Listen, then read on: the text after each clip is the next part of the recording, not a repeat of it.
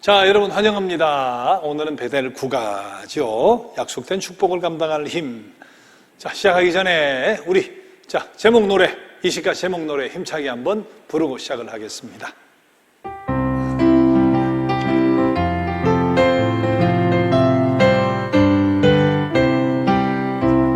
천지 창조 하나님의 의도, 구조와 축복의 선언, 약속된 축복에 대한 간절한 꿈, 축복을 위한 통일, 돌아가는 민족 축복에 대한 보증, 감당할 힘 가나안 정복, 위협에 대처하는 사사들, 블레셋 세위협, 통일 왕국, 축복에 대한 회상 붕괴되는 남북 왕국 앞을 바라보며 포로 생활 하나님의 심판 역사, 이식과는 회복.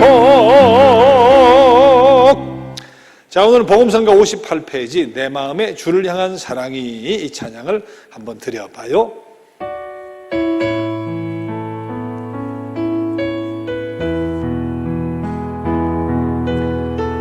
내 마음의 주를 향한 사랑이, 내 마음의 주를 향한 사랑이,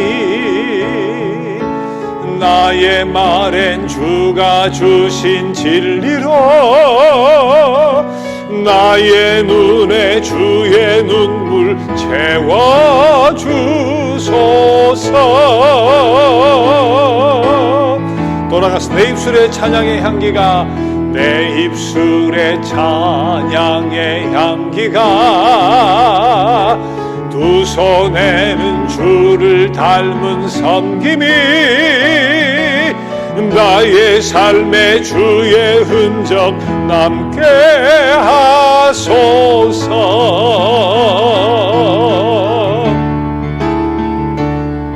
하나님의 사랑이 영원히 함께하리, 십자가의 길을 걷는 자에게, 순교자의 삶을 사는 이에게,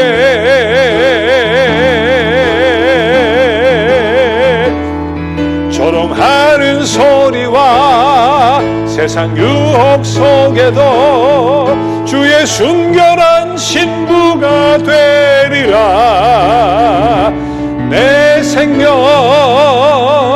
주님께 드리리. 하나님의 사랑이 영원히 함께하리.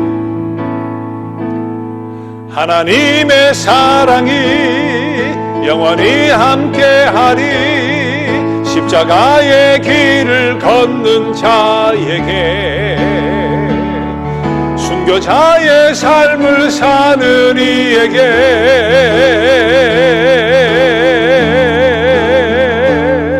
조롱하는 소리와 세상 유혹 속에도 주의 순결한 신부가 되리라. 내 생명 주님께 드리리.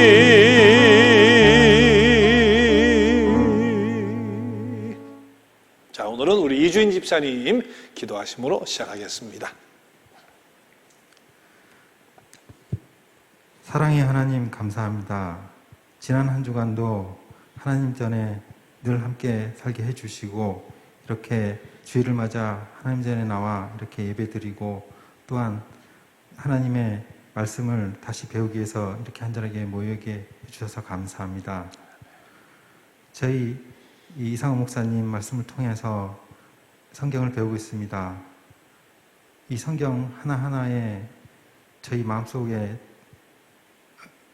늘 함께 해주시고, 저희가 축복의 통로로 갈 수 있는 약속의 열쇠가 될 수 있도록 해주십시오. 또한 저희 가르치는 이상호 목사님 건강 늘 지켜주시었고, 저희를 가르치는 데 부족함이 없도록 늘 인도하여 주시옵소서. 이제 시작하는 시간이 옵니다. 마치는 시간까지 주님께서 늘 지켜주시옵고, 우리 주 예수 그리스도 이름으로 기도드렸사옵나이다. 아멘. 자, 태초에 해봅시다. 시작. 태초에 하나님이 천지를 창조하시니라. 창세기 1장 1절 말씀. 하나님이 자기 형상 곧 하나님의 형상대로 사람을 창조하시되 남자와 여자를 창조하시고. 창세기 1장 27절 말씀. 여호와 하나님이 땅의 흙으로 사람을 지으시고 생기를 그 코에 불어넣으시니 사람이 생명이 되니라. 창세기 2장 7절. 내가 너로 여자와 원수가 되게 하고 내 후손도 여자의 후손과 원수가 되게 하리니 여자의 후손은 내 머리를 상하게 할 것이요 너는 그의 발꿈치를 상하게 할 것이니라. 창세기 3장 15절 말씀. 내가 너로 큰 민족을 이루고 내게 복을 주어 내 이름을 장대하게 하리니 는 복이 되리라. 너를 축복하는 자에게는 내가 복을 내리고 너를 저주하는 자에게는 내가 저주하리니 땅의 모든 족속이 너로 말미암아 복을 얻을 것이라. 창세기 12장 2절 3절 말씀. 너는 여호와 내 하나님의 성민이라. 내 하나님 여호와께서 지상 만민 중에서 너를 자기 기업의 백성으로 택하셨나니. 신명기 7장 6절 말씀. 십계명은 지나고 내 조상들도 알지 못하던 만나를 광야에서 내게 먹이셨나니 이는 다 너를 낮추시며 너를 시험하사 마침내 내게 복을 주려 하심이었느니라. 신명기 8장 16절 말씀. 이 율법책을 내 입에서 떠나지 말게 하며 주야로 그것을 묵상하여 그 안에 기록된 대로 다 지켜 행하라. 그리하면 내 길이 평탄하게 될 것이며 내가 형통하리라. 여호수아 1장 8절 말씀. 며 이런 거를 잘 생각하고 해야 돼요. 떠나지 말게 하며 내 길이 평탄하게 될 것이며 그렇게 돼 있죠. 자, 고와 멸을. 자, 그 앞에 7과 8과 두 번만 해봅시다. 내 조상들도 시작. 내 조상들도 알지 못하던 만나를 광야에서 내게 먹이셨나니 이는 다 너를 낮추시며 너를 시험하사 마침내 내게 복을 주려 하심이었느니라. 신명기 8장 16절 말씀. 이 율법책을 내 입에서 떠나지 말게 하며 주야로 그것을 묵상하여 그 안에 기록된 대로 다 지켜 행하라. 그리하면 내 길이 평탄하게 될 것이며 내가 형통하리라. 여호수아 1장 8절 말씀. 자, 하나님께서 아브라함과 일방적인 계약을 맺으시잖아요. 무조건적으로 복을 주기로 하셨는데, 그래서 저들이 꿈이 생기고 성별을 시키고 저들이 모래알 같으면 안 되니까 하나로 통합시키기 위해서 꿈, 성별, 밑에는 할례, 위에는 고난, 율법, 절구의 갈죠. 간다고 하는 것은 하나가 되게 통합하는 5가지 요소. 꿈, 성별, 할례, 고난, 율법 5가지로 통일시킨 뒤에 저들로 돌아가게 하잖아요. 돌아가는 과정 속에서 끝까지 길을 가도록 하나님이 간섭하시고 개입해 주시면서 저들이 흔들리지 않고 길을 가도록 만들어주신 보증의 몇 가지 요소가 있었어요. 자, 초자연적으로 개입을 해주시는 그런 역사로 함께 해 주시죠. 율법과 법률, 십계명 가지고는 감당을 못 하잖아요. 그래서 엄격한 하라 하지 말라 613개의 그런 조문들을 허락해 주셔서 끝까지 길을 가도록 하죠. 나시린과 옷단술, 할례도 마찬가지가 될 수 있는 시각교육, 눈으로 보면서 우린 거룩해야지, 맞아, 우리는 약속의 자손이지 하고 늘 상기할 수 있게 나시린을 세워놓고 옷단술을 통해서 그것을 자주 회상하게 시각적인 교육을 통해 끝까지 길을 가도록 도와주시죠. 지도자를 세워서 기념 축제가 있죠. 6월절, 오순절, 장막절. 그것을 통해 맞아, 하나님 이런 능력으로 이런 역사로 우리를 구출해 주시고 여기까지 오게 해주셨지 하고 기념 절기 축제를 통해 저들이 하나님의 능력을 회상하면서 끝까지 길을 걸어가도록 해주셨죠. 하나님 임재의 상징인 성막을 통해서 하나님이 함께 계셔, 맞아, 하나님 우리를 인도해 가셔 하고 끝까지 흔들림 없이 길을 가도록 이런 여러 가지 요소들을 허락을 해 주신 거죠. 자, 그래서 이게 흔들리는 게 다시 꽉 놓으면 배가 출렁거리지 않고 그 자리에 떠 있잖아요. 그렇게 좌로나 우로나 치우치지 않고 끝까지 약속의 땅까지 가서 당신의 계약, 약속 의무 예언, 당신의 계약을 이루도록 사용하신 하나님의 특별한 보증의 요소들이죠. 마지막 한 가지는 그 땅은 거룩한 곳이라고 늘 생각하면서 그것을 거룩하게 가꾸고 만들어야 된다 하는 책임의식도 불어넣어 주셨습니다. 자, 오늘 숙제부터 먼저 우리 공부를 해요. 숙제 10번.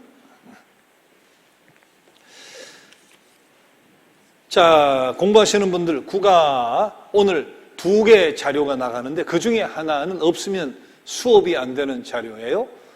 혹시 영상으로 하는 분과 아이고 내가 깜빡하고 잊어버렸네 하면 영상 공부하기 전에 교회 와서 칼라 하나, 흑백 하나 2개를 꼭 가져가셔야 돼요. 다음 주에 오면 또 자료가 또 올라가요. 이번 주 거는 수거를 하고 새 거 올려놓기 때문에 그때마다 자료를 가져가셔야 공부가 됩니다.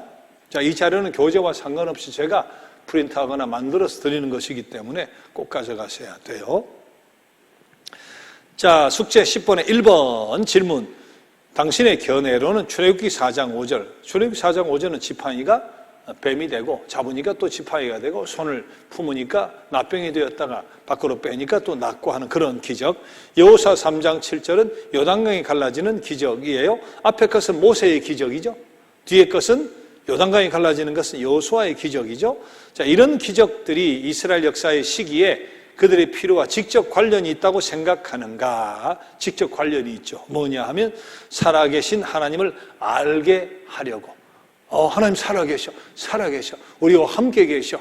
그것을 저들로 하여금 깨닫게 하고 그리고 하나님께 신뢰하도록 하기 위해서 하나님 이런 기적적인 역사를 당신의 뜻에 따라 베풀어 주시죠. 그것이 바로 초자연적인 개입. 바위에 번쩍번쩍하는 초자연적인 개입이죠. 자, 이것이 없이는 이들이 끝까지 길을 가기가 힘들었을 거예요. 순간순간 의심이 나고 넘어지고 자빠지고 했으니까 그때마다 기적적으로 초자연적으로 개입해 주시면서 하나님 살아계시는구나, 우리 함께 계시는구나, 저분이 우리와 함께 하시면 우리가 끝까지 약속대로 그 길을 끝까지 갈 수 있지 자신을 갖게 해 주시는데 기적의 3시기가 있다 그랬죠. 기적의 3시기가 첫째가 뭐예요? 모세와 여호수아 시대. 이때 기적의 3시기. 모세는 능력 탁월, 연령도 많고 애굽의 학문을 다 배워 지혜도 있고 여호수아는 아무것도 없으니까 그래서 젊은 여호수아가 섰을 때 권위가 서질 않잖아요. 그래서 요단강이 갈라지게 하고 여리고성이 무너지게 하고 초자연적인 개입을 통해 여호수아의 권위를 세워주시죠. 그런 뜻에 따라 하나님 그렇게 활동하시는데 이건 출애굽 시대라고 할 수 있죠. 출애굽 시대. 자, 두 번째는 엘리야와 엘리야사죠. 엘리야와 엘리사 시대. 이때는 여호와 종교의 말살 시기죠. 여호와 종교의 말살 시기. 말살 시대. 말살 시기. 아합의 부인 이세벨이 850명 바알신 아세라신 선자를 키우면서 여호와의 종교를 완전히 씨를 말리게 하려고 했던 때 하나님이 살아계신다 하는 것이 바알 선자 아세라 선자 위에서 소를 각져 놓고 불로 자기 신에게 막 기도하는데 저들이 자해하면서 해도 불이 안 붙는데 여호와 하고 물까지 갖다 쏟아붓고는 기도하는데 불이 붙어버리잖아요. 여호와 종교의 말살시기 하나님이 살아계신다 하는 것들을 보여주셨던 수많은 사건이 있죠. 엘리야 엘리사 시대 수냄 여인 아이가 살아나고 또 과부의 떡반죽 그릇 기름병이 마르질 않고 무수한 기적들이 나타나잖아요. 세 번째는 예수님과 제자의 시대죠. 예수님과 제자들. 이 시기는 뭐예요? 교회의 탄생 시기죠. 탄생 시기 혹은 시대.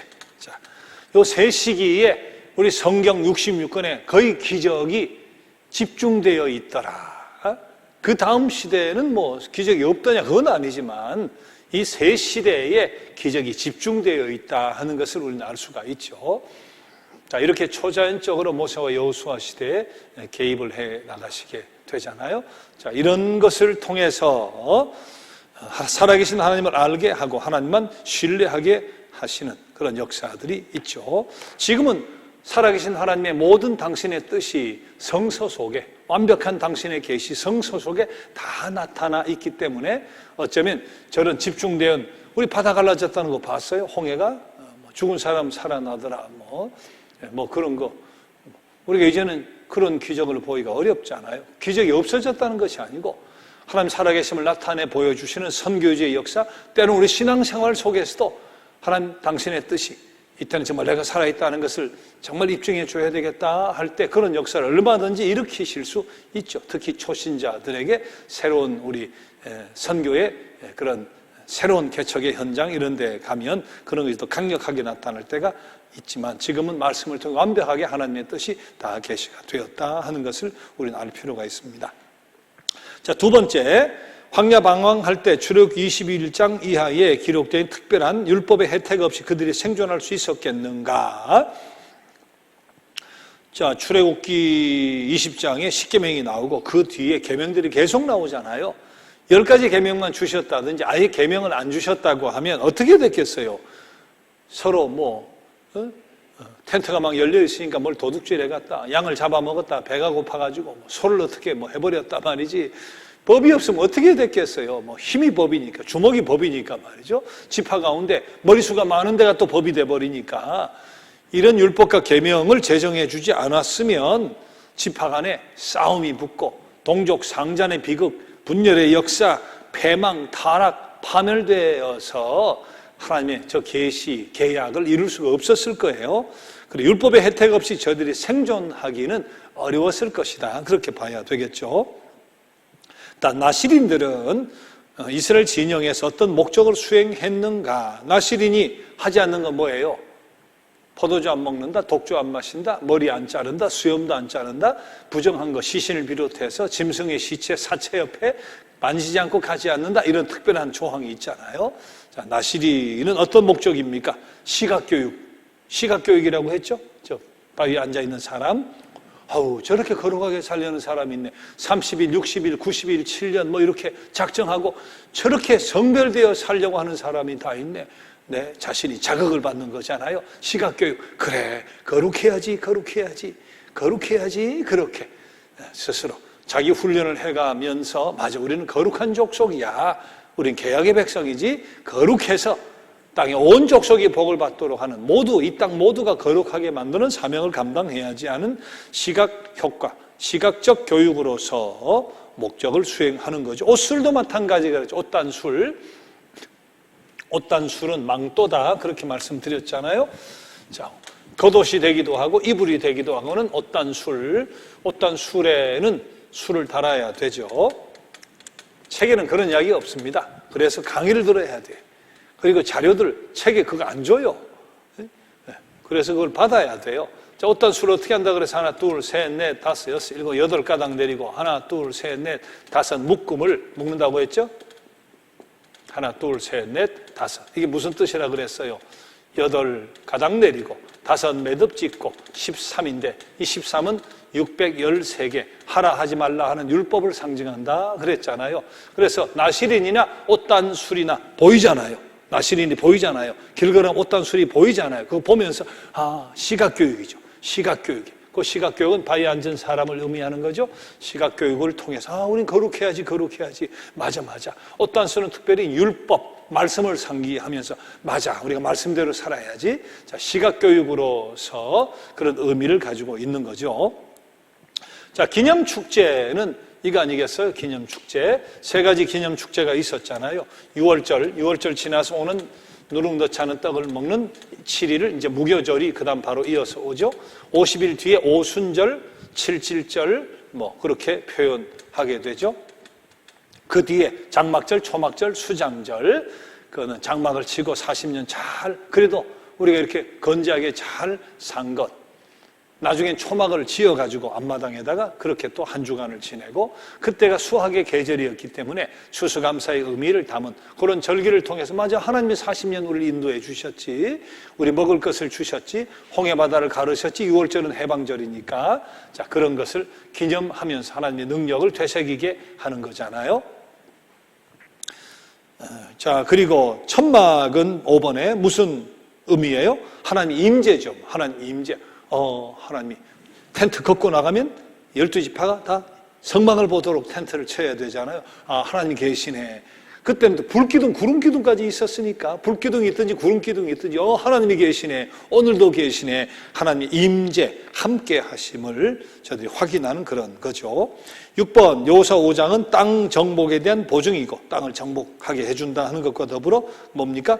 땅에 대한 명령이잖아요. 거룩하게 하나님의 뜻대로 사용해야 된다. 자, 그 땅은 거룩하니 나의 뜻대로 사용해야 된다 하는, 거룩하게 하나님의 뜻대로 땅을 사용하라 하는 그런 명령이죠. 자, 오늘 우리 공부하기 전에, 자, 이것이 우리 성경의 모든 것은 그 당시로 끝나는 게 아니에요. 그때 있었던 일이지만 보면 오늘도 똑같은 방식으로 하나님이 활동하시고 역사하시는 것을 알게 되잖아요. 초자연적인 개입. 왜 요새 기적이 왜 없어요? 세식에 집중된 것 같은 그런 정도를 경험하기가 쉽지는 않지만 기적이 왜 없어요? 개인적으로, 교회적으로, 국가적으로. 우리가 일제에서 해방된 것도 기적이죠. 6.25 우리가 끝장난 우리 나라가 다시 살아난 민족적인 기적도 우리 경험하게 해주시고, 교회적으로 우리가 무수한 기적을 우리 끊임없이 경험하고 있잖아요. 개인적으로도 초자연적인 그런 개입을 오늘도 해주신다. 자, 율법이나 법률의 제정은 뭡니까? 말씀이잖아요. 오늘 말씀으로 우리 인도해 가시죠. 옳고 그름, 이게 하나님의 뜻이구나. 말씀을 통해 완벽하게 계시해 주셨으니까 오늘도 말씀으로 인도해 주시잖아요. 나시린과 옷단술, 오늘도 나시린이 있죠. 우리 교회, 저 권사님, 저 장로님, 저 어르신, 나도 저렇게 돼야 되는데 우리 교회에 나시린이 있어요. 그렇게 시각교육의 대상을 곳곳에 세워놓으세요. 중요한 것은 내가 그 나시린이 돼야 되겠죠. 남들이 나를 보고 아이고 저분 닮아야 되는데, 그런 대상이 여러분 돼야 돼요. 우리 교회 나시린 여러분이 돼야 되는데, 자, 나시린 오늘도 세워놓으십니다. 어떤 술 같은 것은 우리가 없지만 십자가도 시각교육을 주님 흘리신 보혈의 피, 날 위한 십자가, 그 시각교육 같은 거 우리 오늘도 마찬가지일 수 있죠. 성찬식도 사실은 시각교육일 수 있죠. 주님의 피, 주님의 떡. 그런 식으로 오늘도 시각교육을 통해 우리를 다시 회상시키고 훈련시켜 주시잖아요. 절기가 있죠. 기념 예배 자체가 절기죠. 예배가 매주 예배가 절기고, 우리도 부활절이 있고 성탄절이 있고 말이죠. 이런 모든 절기를 통해 주님 오시고 부활하시고 매 주일이 주님의 부활을 노래하는 날이니까, 그런 기념 축제를 통해서 오늘도 우리를 끝까지 당신의 나라 갈 때까지 인도해 주시잖아요. 성막, 하나님의 집, 우리 교회당, 우리 교회가 있어서 하나님 임재를 경험하며 천국 가는 그날까지 우리를 이끌어 주시죠. 오늘도 역사하시는 것은 똑같은 방식이다. 그죠? 오늘도 똑같은 방식으로 인도해 가세요. 너희가 선 자리는 거룩하다 늘 말씀하시면서 가정이든 교회든 삶의 자리든 거룩하게 세워가라 하는 명령을 우리는 받고 있죠. 그래서 주님 부르시는 그 나라 갈 때까지 흔들림 없이 믿음을 지키면서 거룩하게 되어서 당신의 뜻, 약속, 의무, 예언, 복의 근원이 되어 우리 주변의 모든 사람도 복되게 만들어가는 생명 살림의 역사를 일으켜 갈 수 있도록 오늘 이런 보증의 요소로 함께해 가신다. 자, 그런데 통합의 요소로 5가지. 자, 기억하시죠? 절구 속에 담겨 있는 거, 꿈, 성별, 할례. 위에 2개는 뭐예요?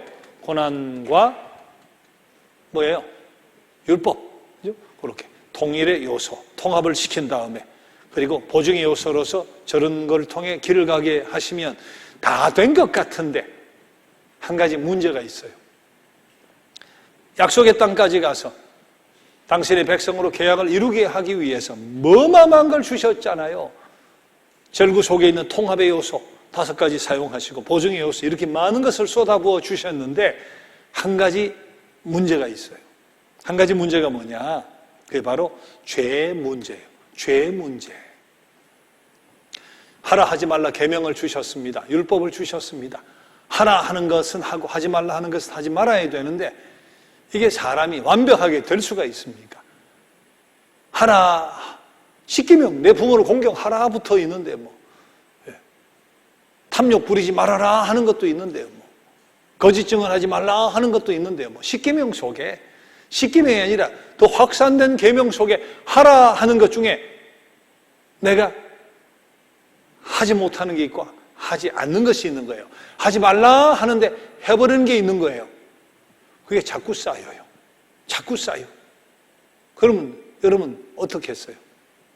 자꾸 쌓이면 천둥 번개만 쳐도 하나님이 나를 치실까 하고 두려워지는 거예요. 왜? 죄 문제를 해결할 방법이 지금은 있죠. 우리가 참여하고 회개하는 방법도 있고 주님을 통하는 방법도 있는데 이때는 방법이 없어요.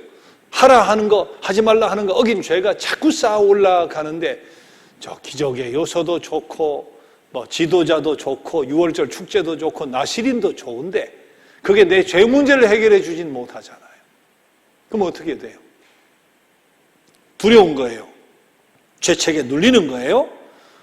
여러분 죄짐에 자꾸 눌리면 매사에 의기소침해집니다. 의욕상실입니다. 내 죄 때문에 내가 힘을 쓰지 못하고 내가 의욕상실인데 복의 근원이 된단 말이지. 땅의 온 족속이 복을 받게 한다. 불가능해요. 죄 문제가 해결되지 않고서. 여러분 어렸을 때 성적 위조 한번 해보셨습니까? 제가 경북대 총장 이야기 지난주에 한번 했잖아요. 68분에 68등을 68대 1호 칼로 긁어가지고 옛날에 그거 한번 해본 적 있어요? 살살살 긁어서 성적 여러 개 고쳐가지고 덜 혼날라고 해본 적 있습니까? 혹은 성적표가 나올 때가 됐어요. 중간고사, 기말고사를 쳤는데 여기 일주일쯤 되면 나온다는 걸 부모님은 안 잊어버립니다. 기억을 하고 있어요. 궁금하니까 물어요. 야, 성적표 올 때 안 됐어? 아직 안 나왔는데요? 나왔는데 거짓말하는 거예요. 가져오면 혼날까 봐. 어차피 발각이 되지만 자꾸 미루는 거예요. 미뤄보셨어요? 성적표 도장 받아와. 옛날에 다 도장 받아오라 그랬잖아요. 부모님 도장 받아와. 어떤 데는 도장 싹 밀어가지고 도장을 찍어가지고 이제 학교에 갔다가 내는 경우도 있는데 일단은 낸 것까지 좋아. 그러면 선생님한테 맞지는 않는데 집에서 묻는 거야. 너 성적표 나올 때 됐잖아. 아직 안 나왔는데요. 요번에 나올 때 안 됐어. 많이 지났는데 저도 모르겠는데요. 그게 어디까지 갑니까? 결국은 알게 돼요. 왜? 언젠가는 성적표를 보여드려야 되고 도장을 찍어가는 제도를 부모님은 알고 있기 때문에 끝까지 미룰 수는 없어요. 옆집 아이를 통해 알든지 학부모를 통해 알든지 학교 전화를 걸어 알든지 어쨌든 알게 돼요. 자, 그때까지 발각이 날 때까지 심정이 어떻습니까? 밥맛이 있어요? 집에 가가지고 성적 편언하면 글쎄요 한술 뜨다 집에 방에 들어가야 돼. 예. 내가 그 죄 때문에 지은 죄가 있기 때문에 당당할 수가 없어요. 나중에 이실직고를 하든지 왔다는데 네 말이야 안 가져왔지 옆집에 다 도장 받아갔다는데 하고 뭐 어쨌든 뭐 맞든지 혼이 나든지 하고 나면 이제 속이 좀 문제가 해결되니까 그때는 좀 후련한데 발각이 날 때까지는 안절부절입니다. 안절부절입니다. 그 죄라고 하는 것이 그런 거예요. 뺑소니 여기 해보신 분도 없고 앞으로 할 분도 없지만 어떻게 하다가 뭘 쳤어요. 혹은 뭐 차를 치고 세우는 차를 치고 내가 도망을 갔든지 뭐 자전거를 쳤든지 말이에요. 자, 도망은 갔는데 자, 그때부터 어떻게 했어요, 여러분? 요새 CCTV부터 해서 내비 뭐 차에 뭐죠, 이거? 블랙박스로 CCTV에 이르기까지 이게 언제 경찰이 닥칠지 모르는 그 상황에서 내가 자수를 해야 되나 아니면 혹시 CCTV가 없어가지고 그냥 넘어갈 건가 갈등을 하고 있는 동안 이틀 3일이 지나갑니다. 벨 소리만 띵동 나고 전화 소리만 나도 가슴이 철렁철렁해요. 이 경찰서인가 말이지. 밥맛이 있겠어요? 누가 고기 사준다고 가서 맛있게 먹을 수 있어요? 죄를 지어놓고는 의기소침이 안절부절의 두려움에 이게 힘든 거예요. 근데 그때 내가 무슨 뭐 복의 근원이 된다 여러분 그 생각을 어떻게 해요? 내 코가 석자인데 죄 문제라고 하는 거 이게 해결되지 않으면 개약 백성으로 노릇을 못해요. 통합의 요소 5가지를 주셔도 초자연적으로 개입하시고 율법주의 지도자 주시고 기념 만찬이 있고 말이죠. 성막이 있고 아무리 해도 내 죄 문제가 해결되지 않는 한 내가 끝까지 길을 걸어 개약 백성으로 복의 근원이 될 수가 없다 말이에요. 죄 문제. 자, 이 그림부터 한번 볼까요? 자, 시꺼먼 거 뭐겠어요? 이스라엘 백성은 악이 싫지 않은 세계에 살았다 하는 거예요. 악을 검은색으로 표현한 거죠. 예, 그렇습니다. 악이 싫지 않은 세계 속에 우리가 사는 거예요. 성경은 악의 기원에 대해서는 이야기를 하고 있질 않습니다. 악이 어떻게 생겼어? 하나님 만드셨어. 자생적이야. 뱀으로 표현되는 악의 표상인 뱀. 뱀은 누가 만들었어? 하나님 만들었다면 뱀이 어떻게 악을 행해? 악은 어디서 들어왔어? 악의 기원에 대한 설명은 성경에 없어요. 없는 건 우리가 모르는 거예요. 그러나 성경이 분명히 이야기하는 것은 악은 실제 한다는 거예요. 우리가 아는 거, 악은 실제 한단 말이죠. 지금도 악이 실제, 내 마음에도 실제하고 내 옆에도 실제하고 세상에 악이 실제하는 것은 우리가 아는 거죠. 자, 이스라엘 백성도 악이 실제하는 세계 속에 살았습니다. 저들이 죄를 짓고 하나님과 관계가 다 끊어져서 부조화로 가득 차버렸잖아요. 하나님과 자신과 타인과 자연과 모든 것이 다 끊어져 버리고 부조화 속에서 죄책과 죄과를 짊어지고 있잖아요. 죄책과 죄짐, 이 문제를 해결할 방법이 없어요. 사람들은 도와달라고 합니다. 너는 복의 근원이 돼야지. 땅의 모든 족속이 복을 받도록 하라고 하지 않았어. 우리를 구원해줘 하고 손을 내밀지만 내 코가 석자예요. 내 죄 문제를 해결하지 못한 상황 속에서 남에게 손을 내밀어서 복의 근원이 되고 그리고 땅의 모든 족속이 복을 받게 할 방법은 없죠. 자, 그래서 오늘은 무엇인가? 하나님이 마지막 한 가지 남은 문제가 있다는 것을 당연히 아시죠. 보증의 요소로 초자연적으로 개입하시고 많은 방법으로 장막도 세워주시고 하셨지만 이 문제가 해결되지 않고서는 이들이 약속의 백성으로 가나안 땅까지 가서 당신의 계약을 이루어낼 수 없다는 것을 아셨는데 그것이 뭐냐? 죄 문제다. 죄 문제의 해결이다. 그래서 마지막 주신 선물이 뭡니까? 그것이 바로 속죄 제도예요. 속죄 제도. 자, 오늘은 그래서 속죄 제도에 대한 공부를 하는 거예요. 약속된 축복을 감당할 힘을 많이 주시죠. 초자연적으로 율법을 통해 지도자를 통해 성막을 통해 유월절 기념잔치를 통해 시각적인 교육을 통해 약속된 축복을 감당할 힘을 주셨지만 결정적인 한 가지, 그 바로 속죄 문제, 죄 사하는 문제. 이 문제가 해결되지 않고서는 당신의 계약 백성이 될 수 없기에 바로 속죄 제도를 선물로 주십니다. 이제는 완벽해지죠. 이 문제까지 해결이 되면 완벽해지는 거잖아요. 요새는 이제 그런 게 사라졌는데 수십 년 전에 그때는 그런 일들이 간혹 있었어요. 목사님 목회하신다 얼마나 수고 많으세요.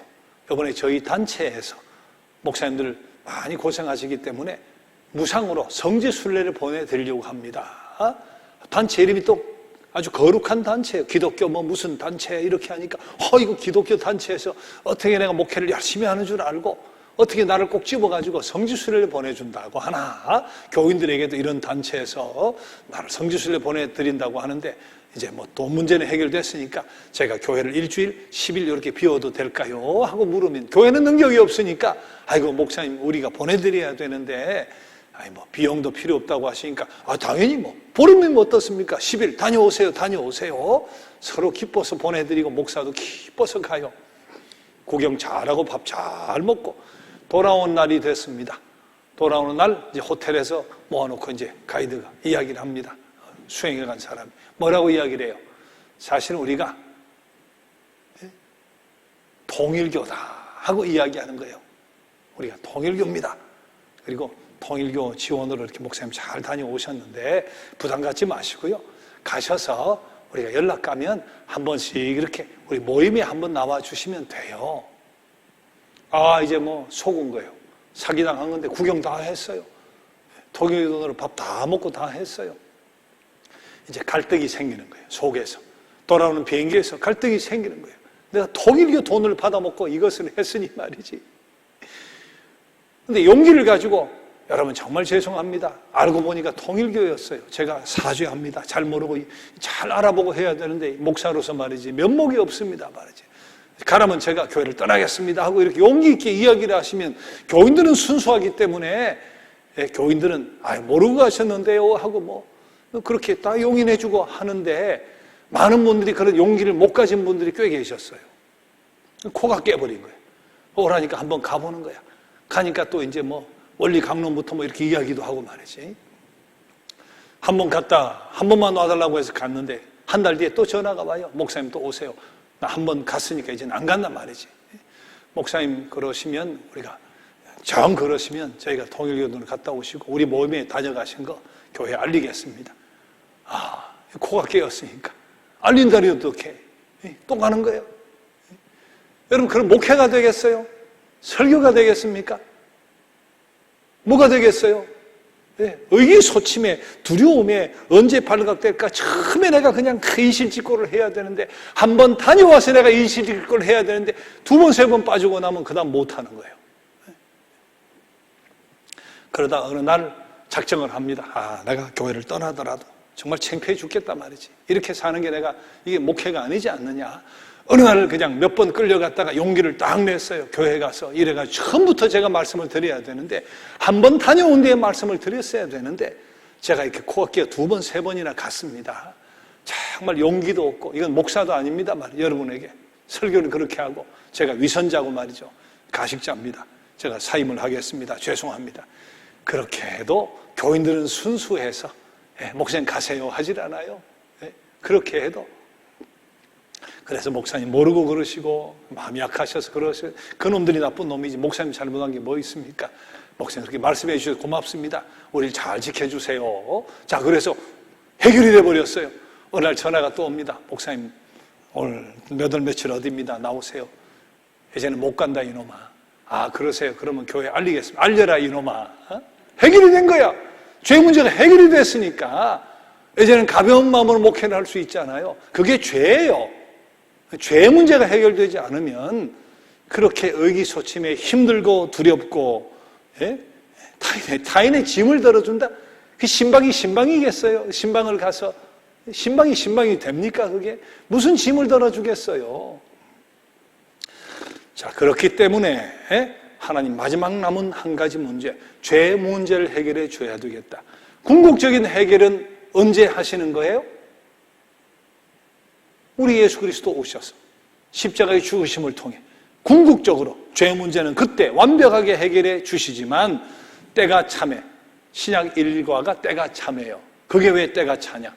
지금은 3,000년 전도 아니고 5,000년 전도 아니고 왜 2,000년 전, 2021년 전이 때가 찬 건가? 우리 그 공부를 신약 일가에서 시작을 하게 돼요. 그럼 그때 가서 공부하면 되고, 때가 참에 예수 그리스도를 이 땅에 보내오셔서 완벽하게 죄 문제를 해결해 주시는데, 그럼 그 전까지는 그럼 방법이 없단 말이에요. 방법이 없으면 어떻게 살아요? 살 수가 없죠. 두려워 살 수가 없죠. 그래서 임시적으로 하나님이 허락해 주신 방법이 있죠. 그것이 바로 제사예요. 짐승의 피를 대신하고 짐승을 태우고 하는 제사 문제를 통해서, 속죄 제도를 통해 우리 죄 문제를 해결해 주시는 거죠. 자, 오늘은 그 공부를 하도록 하겠습니다. 자, 65페이지 제일 밑에 줄, 문제성 밑에서 두 번째 줄, 65페이지 제일 아래 같이 다음 페이지까지 읽어가요. 땅 위에 시작. 땅 위에 있는 모든 민족을 파멸에 이르게 하는 죄의 세력에 대하여 깊은 관심을 가진 하나님은 특별히 이스라엘의 죄에 대하여 관심을 가지셨다. 뒷페이지. 특히 이 민족이 악마 때문에 궁지에 빠져 나올 길을 찾지 못하면 약속된 축복의 근원이 될 수 없을 것이다. 죄의 억압을 당한 이스라엘은 하나님의 도덕법을 범한 데서 오는 죄책감으로 괴로움을 겪었을 것이다. 그리하여 내적인 불안에 사로잡혀 주위에 있는 다른 사람들의 요구를 의식하거나 응해 줄 수 없었을 것이다. 그러나 이스라엘이 부름을 받은 것은 바로 이러한 과업을 위해서였다. 세계는 이스라엘의 도움을 필요로 했으며 하나님의 백성은 이 요구에 응하기 위하여 성별된 사람들이었다. 이스라엘이 자신의 무거운 짐을 제거하기 전에는 다른 사람들의 무거운 짐을 제거해 줄 형편에 있지 못했다. 만일 이스라엘이 땅 위에서 부과된 역할을 이행하려고 하면 먼저 자신들의 죄의 결과가 해결되지 않으면 안 되었다. 그래서 속죄가 해답이죠. 근데 오늘 교재는 이게 끝이에요. 교재를 왜 이렇게 만들었을까? 저 같으면 이렇게 안 만들 거예요. 교재를 왜 이렇게 만들어? 그럼 어떻게 공부가 돼? 그래, 제가 만들어 드리는 거 여러분들에게. 그래서 이 자료 가져가야 되고, 강의 안 들으면 공부가 제대로 안 되는 거예요. 자, 칼라 그림 이거 여러분에게 드렸잖아요. 제 교재에 없는 거예요. 자, 이거 보고 한번 봅시다. 자, 이 그림. 오늘은 그림하고 제가 나누어 드린 자료를 가지고 공부를 할 거예요. 자, 성막이 이렇게 생겼구나 하고 보세요. 이렇게 생겼습니다. 자, 요게 성막들이 되죠. 성막들이 되는 것이고, 요게 이제 사실은 성막이죠. 구름기둥, 불기둥. 이거 뭐 연기 떼는 게 아니라 구름기둥 모양 그린 거예요. 불기둥은 또 불기둥으로 바뀌겠죠. 자, 성막이 이렇게 생겼다. 그 앞에 뜰이 있어요. 거기에 물두멍이 있죠. 물두멍. 요거는 이거 뭐 저 재물 태우고 해야 되니까 자꾸 씻어야 되니까 제사장들이. 자, 물두멍이 하나 여기 있죠. 여기 5번이 되겠습니다. 자, 6번 요거는 번제단이에요. 번제단. 번제단은 우리 네모로 그리게 되면, 자, 5규빗, 3규빗, 가로 5규빗, 정사각형의 높이가 3규빗이에요. 여러분, 1규빗이 어디냐 하면 셋째 손가락 끝에서 팔꿈치까지를 규빗이라고 해요. 팔 길이가 다 다르지만 이것을 일반적으로 45cm로 따져요.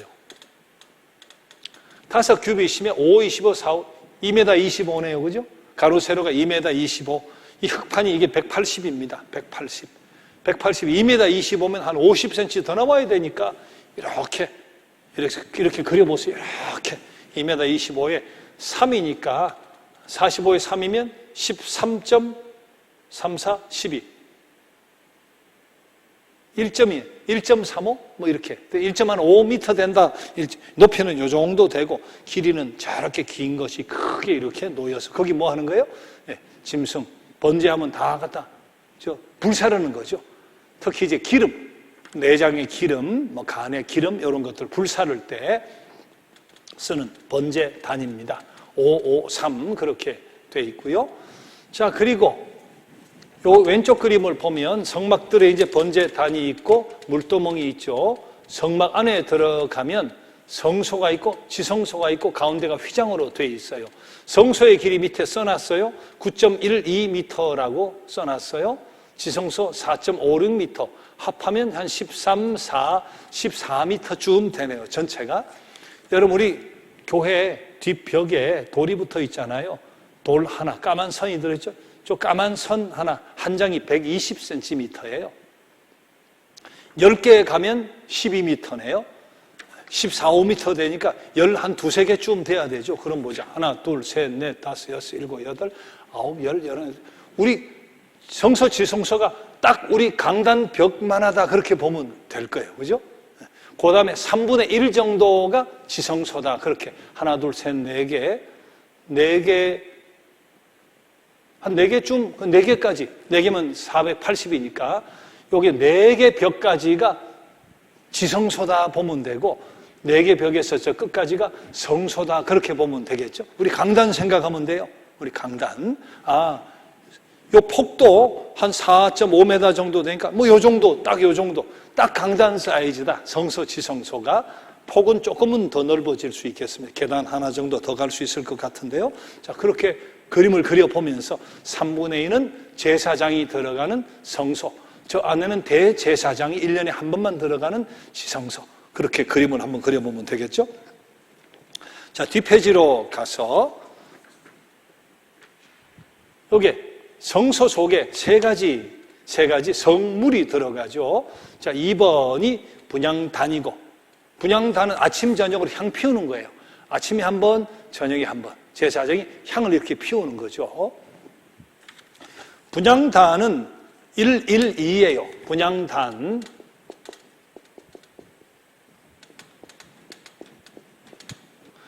(1규빗, 1규빗, 2규빗) 45cm, 90cm 그렇게 되는 거죠.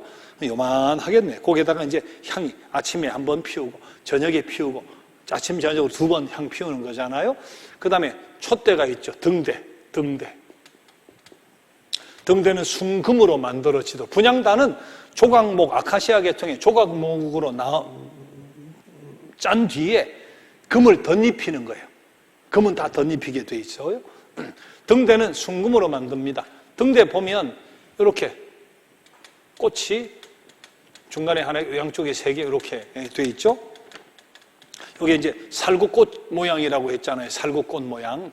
그래서 줄기가 이렇게 있고, 이렇게 되잖아요. 이렇게.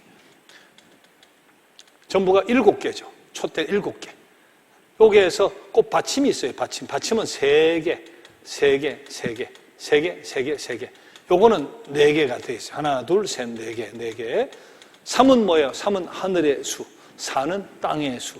더하면 7, 완전수 그렇게 되잖아요. 항상 3, 4로 가죠. 요 줄기에는 받침이 4개, 요 가지에는 3개, 3, 4 합해서 7개. 불을 밝히도록 그렇게 돼 있죠. 자, 그리고 진설병상, 떡상이에요. 떡상, 진설병상. 자, 떡상은 2규빗, 1규빗, 1규빗 1.5, 1규빗 반. 2규빗이니까 90cm네요. 90cm. 저 정도 하고 45cm 뭐 이렇게 떡. 여기 떡은 12덩이를 올려놓죠. 12덩이. 3과 4를 곱한 12덩이, 12지파. 그래서 여기 7개, 3, 4를 더한 거. 떡은 12덩이, 3, 4를 곱한 거 12지파를 상징하는 떡이 12개가 놓이게 되죠. 분향단은 기도를 의미하는 것일 수 있죠. 향이 위로 이렇게 올라가니까 기도를 의미하는 것일 수 있는데, 기도는 우리 예수 그리스도가 우리의 중보자니까, 이건 우리의 중보자 되시는 예수 그리스도를 상징한다. 그렇게 보면 어떨까? 등대는 빛이니까, 우리 빛이신 예수 그리스도. 떡은 말씀이니까 말씀이신 예수 그리스도. 그렇게 상징적으로 우리 예표로 볼 수도 있다. 그렇게 생각을 할 수 있습니다. 자, 그런데 가장 중요한 게 뭐예요? 가장 중요한 것은 요게 휘장이 있죠. 요거는 성소예요. 성소에 휘장이 있잖아요. 휘장을 제치고 1년에 한 번 대제사장이 딱 들어갈 수 있는 휘장을 제치고 들어가면 우리 저 돌 뒤에 강단벽 돌 4개 사이즈 쯤 되는 지성소가 있죠. 지성소에는 뭐가 들어있어요? 요게 들어있죠. 요거 법궤가 들어있어요. 법궤가 이렇게 생겼다 하고 상상을 해보면 되겠습니다. 법궤는 가로가 2.5 규빗, 세로가 1.5 규빗, 높이도 1.5 규빗, 이렇게 2.5, 1.5, 1.5 그렇게 법궤가 2.5 규빗, 1.5 규빗, 높이 1.5 규빗. 2.5 같으면 45cm를 2.5니까 112.5cm인데요. 112, 이게 180이니까 112면 한 요쯤 될까요? 법궤가? 한 요만하다고 보면 될까요? 법궤? 네. 2.5, 45에다가 절반을 또 더해야 되니까 60, 한 70cm쯤 이렇게 법궤가 요만하다 이렇게 생각하면 될 텐데, 이것도 역시 조각목, 아카시아 나무로 만들고 안팎은 금으로 덧입히게 돼 있는데, 요 속에 뭐가 들었대요? 밑에 써놨죠? 요 속에 뭐가 들어있어요? 제일 중요한 거 십계명 두 돌판이 들어있는 거잖아요. 그 다음 또 뭐가 들어있어요? 아론의 쌍난 지팡이가 들어있죠. 만나 항아리가 들어있죠. 3가지가 거기에 들어있어요. 요 위에 그룹이라고 하기도 하고 천사 모양이죠. 둘이 이렇게 서로 마주보고 있는 요거를 속죄소라고 합니다. 속죄소, 요 뚜껑 요 부분을 속죄소라고 하죠. 여기다가 피도 이렇게 뿌리고 하게 되는 속죄소. 아, 법궤가 이렇게 생겼구나 하고 가지고 있어 보면 되겠습니다. 자, 대제사장의 의복을 성경에 따라 그리면 이렇게 나오게 되는데, 자, 뭐 어깨에 견대가 있고 또 뭐 가슴에 흉배가 있죠. 흉배에는 보석이 12보석이 들어서 12지파를 상징하는 거잖아요. 흉배가 보석이 붙어있는데 흉배 여기 위로 주머니가 있어요. 주머니 속에 뭐가 들어있어요? 우림과 둠밈이라는 거. 우리 성경 보다 보면 우림, 둠밈 요건 뭐 할 때 씁니까? 제비 뽑을 때. 하나님 우리가 갈까요 말까요? 어떻게 할까요? 해서 안에서 이렇게 뽑죠. 여기 돌이라고 생각해요. 아마 흰돌과 검은 돌이었을 것이다. 우림과 둠밈이 하나님의 뜻을 예전에 제비 뽑기로 많이 물었잖아요. 이렇게 뽑았을 때 아마 흰돌이 나오면 아 가라고 하시는구나. 뭐 까마귀 나오면 하지 말라고 하시는구나. 뜻을 물을 때 우림과 둠밈이 이 속에 이제 흉배 안에 주머니 속에 들어 있는 거죠. 자, 속옷은 뭐 세마포로 짜고 뭐 띠가 있고 이렇게 있습니다. 재미있는 것은 겉옷 밑에 석류와 금방울이 있다고 돼 있죠. 석류 모양의 금방울. 석류 모양의 금방울이 여기에 왜 있을까요? 저거 왜 달아놨을까요? 석류 모양의 금방울을? 네. 예전에는 제사장 중에도 그랬고, 어떻게 하나님의 뜻 가운데서 제대로 잘 못하거나 해가지고 불이 나와 죽는 수도 있고 말이죠. 제대로 제사장 노릇을 못해가지고 성소에서 죽는 일이 생기는 때가 있잖아요. 근데 자연사할 수도 있죠. 자연사. 갑자기 뭐 심장마비가 왔다 이런 수도 있을 거 아니에요. 성소는 괜찮아요. 제사장이 들락날락 할 수 있으니까. 성소는 왜 쓰러졌어 하고 이렇게 모시고 나오면 되는데, 지성소는 한 사람밖에 못 들어가죠. 누구? 대제사장 한 사람밖에 못 들어가요. 성소에서 일이 났을 때 왜 안 나오지 해서 제사장이 가보고 들쳐매고 나오면 되는데, 지성소는 들어갈 수가 없어요. 확인도 할 수가 없는 거예요. 혹시 지성소에 대제사장이 들어갔다가 갑자기 사망하는 일이 생겼다. 하나님이 진노가 되었던 심장마비가 된. 그러면 어떻게 해야 돼요? 들어가서 무슨 일이 있나 보면 내가 죽으니까. 내가 그런 두려움을 갖게 되니까 어떻게 해야 돼요? 그래서 석류방울을 달아놓은 거야. 대제사장 일을 하면 이제 소리가 나잖아. 방울 소리가 따랑따랑 일을 잘하고 있구나. 제사장은 성소에 있을 수 있으니까 이 일이 잘 되고 있고 속죄 이걸 잘하고 계시는구나. 근데 이게 소리가 안 나는데 30초도 안 나고 1분도 안 나요. 그럼 어떻게 돼? 일 났단 말이지. 그러면 들어가서 어떻게 못하니까 아이고 죽었구나 말이지. 그럼 어떻게? 커튼 밑으로 손을 넣어가지고 잡아당겨서 끄잡아내야 될 거 아니에요. 그래서 달아놓은 게 석류방울이다. 그렇게 생각을 해보시면 되겠죠. 자, 이제는 제가 나누어 드린 구약의 제사 제도라고 하는 프린트물 교재를 가지고 공부를 하겠습니다. 제 생각에는 교재를 쓰면 구약의 제사 제도 같은 거를 이렇게 한 장씩 넣어 놓으면 좋을 것 같은데 왜 저 자극을 안 했는지 잘 모르겠어요. 자, 레위기가 27장까지 있어요. 레위기. 속죄 제도는 우리 레위기를 통해 보면 되잖아요. 1에서 16장, 17에서 27장 그렇게 나눌 수 있는데 하나님께 나아가는 길. 1장의 16장은 한마디로 하나님께 나아가는 길 그렇게 생각하면 돼요. 제사 제도예요. 제사법. 구약에 어떤 제사법이 있나 보려면 1장의 16장을 뒤져보면 돼요. 17에서 27장은 하나님과 교제하는 길.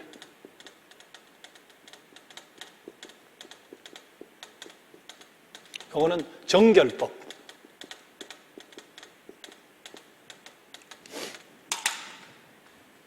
그래서 피를 먹지 말아라, 풍속을 따르지 말아라, 성물을 먹을 땐 이렇게 먹어라 하고 그것은 하나님과 교제하는 방법이다. 안식년, 희년 뭐 이런 거. 그러나 제사법은 1장의 16장이다. 그렇게 보면 되겠습니다. 자, 5가지 제사법을 실어놨는데요. 자, 먼저 번제 교제를 봐요. 번제는 내가 하고 싶을 때 하는 건데 한마디로 번제는 헌신이다 그렇게 생각하면 돼요. 번제는 뭡니까? 깡그리 태워버리는 거. 완벽하게 불에 다 태워버리는 거. 그건 뭡니까? 내가 이렇게 내 생을 하나님의 불사르겠습니다. 헌신을 의미하는 거예요. 내가 하나님 앞에 내 온 삶을 불사르겠습니다. 내가 불태워서 주를 위해 일하겠습니다. 내장이고 뭐고 완전히 다 불살라버리는 거. 헌신. 그게 번제다. 그렇게 생각하면 되고요. 자, 생활 형편에 따라. 근데 여기 조금 독특한 것은 다 수컷이에요. 소든 염소든 양이든 비둘기든 수컷이다. 이게 남녀 차별을 하시나? 그게 아니고 암컷은 번식 목적으로 암컷이 잡혀버리면 번식을 못 하잖아요. 자, 그런 차원에서 수컷을 쓰게 했다 생각을 해야지 성차별이다 그렇게 보면 안 되죠. 자, 그런데 모든 제사 제도가 짐승 제사는 어떤 목적이든 2가지 과정이 더 있죠. 제일 먼저는 뭡니까? 내가 죄 사함 받을 때뿐만 아니라 무슨 제사를 드리든 짐승을 가져오면 먼저 안수를 해요. 내가 가져온 사람이 짐승의 머리에다가 안수, 힘을 주고 누릅니다. 내 죄가 다 들어가게, 내 죄가 다 들어가게 눌러요. 그 다음 목을 따서 피를 막 흘려요. 내가 헌신을 작정해도 먼저 해결해야 되는 게 뭐죠? 참회. 내 죄 문제를, 내가 헌신을 해도 죄 문제는 먼저 해결을 해야 되니까 꼭 속죄죄가 아니라도 과정은 똑같습니다. 안수하고 피 흘려서 이제 죄 문제를 해결하고 그리고 내가 헌신합니다 하고 그런 경우 번제를 드리면 깡그리 불살라 버리면서 헌신을 맹세하는 거죠. 자, 이게 번제다. 자, 두 번째는 소제예요. 소제에는 감사와 충성, 그렇게 옆에 써보세요. 번제는 헌신, 소제는 감사와 충성. 내가 하나님 앞에 감사할 일이 있다. 감사할 일이 있다. 그리고 감사해서 내가 하나님 앞에 충성을 해야 되겠다. 그 표현, 그런 이유를 발견했을 때, 내가 충성해야 될 이유, 감사해야 될 이유를 발견했을 때 곡식으로 드릴 경우 소제. 소제는 곡식 제사예요. 곡식 제사는 세 가지 방법이 있습니다. 가루를 드리는 게 밀가루 같이 가루, 고운 가루를 드리는 게 첫 번째. 두 번째는 고운 가루를 가지고 떡을 만들어서 가져가서 드리는 방법이 있어요. 세 번째는 처음 익은 열매 곡식을 볶아서 찌어가지고 가져가는 거예요. 요거는 일부분만 드리고 나머지는 제사장이 가져요. 제사장은 아무 일도 안 하잖아요. 먹어야 살지. 제사장은 수확의 11조를 가져오는 것하고 제사 제도에서 번제같이 깡그리 살르는 것은 국물이 없어요. 그러나 소제 같은 거, 또 다른 화목제도 마찬가지 제사장 몫이 있어요. 그래야 가족이 사니까, 결혼도 했으니까 고운 가루를 드리든지 고운 가루를 가지고 떡을 만들어 드리든지 열매를 볶아 가지고 찌어서 드리든지 하면 일부분은 제사장이 불살라서 감사 충성의 의미로 예배를 드려주는 거죠. 제사를 드려주고 나머지는 제사장 몫인데 여기서 아주 참 의미 있는 거 있어요. 레위기 읽어보면 그런데 떡을 만들어 가거나 곡식을 가지고 올 때 특히 떡을 만들 때 더 그렇죠. 넣어서 안 되는 두 가지가 있고 꼭 넣어야 되는 세 가지가 있어요. 떡을 만들어 갈 때. 자, 넣어서 안 되는 거. 꼭 넣어야 하는 거. 넣어서 안 되는 두 가지가 꼭 넣어서 안 된다 하는 게 뭐죠? 첫째는 누룩, 또 하나는 꿀. 제사장이 먹을 거니까 맛있게 해드리고 싶잖아요. 그러나 누룩이나 꿀은 넣으면 안 된다. 평소도 쓰지 말라는 거 아닙니다. 평소 빵은 누룩이 들어가야 빵이 부풀잖아요. 꿀 몸에 얼마나 좋은데 평소는 이걸 마음대로 먹고 다 해요. 근데 제사 지낼 때 소제로 가져갈 때는 이건 둘 넣으면 안 된다. 이것도 시각교육 같은 거죠. 누룩은 뭡니까? 죄의 전염성, 전파성이잖아요. 누룩은 막 부풀어 버리니까 죄의 전염성, 전파. 이거 넣으면 안 돼. 평소 우리가 맛있게 해 먹지만 넣으면 안 돼. 그래, 죄가 확산되면 안 되지. 시각교육이에요. 꿀은 뭡니까? 꿀은 연락이잖아요. 연락, 쾌락. 꿀은 쾌락. 다니까, 달콤하니까. 연락이 리얼이 들어가야 되죠. 어쨌든 쾌락. 그래서 의도적으로 평소는 먹어도 되는데 제사 지낼 때 이런 걸 넣으면 안 되는 거죠. 자, 그러나 꼭 넣어야 되는 세 가지가 있죠. 소금, 향유, 기름. 이것은 꼭 넣어서 떡을 만들어 가야 됩니다. 소금은 뭡니까? 소금은 부패하지 않게, 변치 않게 하는 거. 변치 않게 하는 거. 우리가 변함없어야 돼. 맞아, 우리 민족은 변함없어야 돼. 이걸 가져가면서도 우리는 변화가 없어야 돼. 그렇게. 향유는 뭐겠어요? 향유 자체는 거룩한 향기죠. 거룩한 향기를 내야 돼. 기름은 뭐예요? 성령의 부으심을 뜻하는 거죠. 우리는 거룩해야 된다 하는 의미가 되는 거잖아요. 거룩한 향기, 이건 향기니까 향기. 이거는 성령의 기름 부음. 맞아, 우리는 변함없어야지. 우리는 거룩한 향기를 발해야지. 우리는 성령의 기름 부음을 받아야지. 이것을 음식을 준비하면서 상기하고 또 훈련하는 거예요. 자, 그렇게 소제를 드리게 했다 하는 겁니다. 자, 세 번째, 화목제를 보죠. 화목제는 화목과 교제, 이게 구별이 100% 완벽하게 되기가 힘들지만 하나님과 내가 화목하고 화평하고 싶다. 하나님과 내가 화평을 누리고 싶다. 그리고 내가 가족과 사랑하는 사람과 화목하고 싶다. 모든 게 화목이죠. 하나님과 화목, 우리 가족과 이웃과 화목. 그래서 이것은 일부분은 제사장에게 주고 고기의 대부분은 가족과 함께, 친구와 함께 가서 나눠 먹어요. 식탁 공동체가 되는 거죠. 일단 화목이다, 화목이다. 하나님과 화목하고 내 이웃과 화목하고 싶다 할 때 일부만 드리고 가족, 이웃과 나눠 먹는 건데, 가슴하고 우편 뒷다리만 제사장을 줘요.